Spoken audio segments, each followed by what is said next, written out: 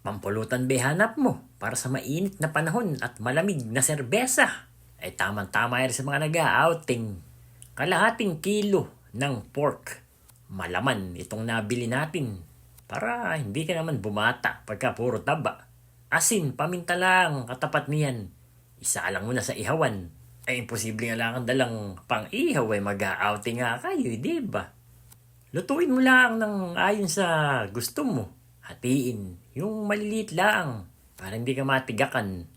Sibuyas na pula, sibuyas na puti, pipino, syempre sili, bawang, haluin mo muna. Isama mo na doon sa hiniwa mong pork. At para naman sa panimpla natin, apple cider vinegar, liquid seasoning, tapos honey o asukal. Magbukas ka na. Ano ba? Asa ang ka ba? Ready na ipulutan eh.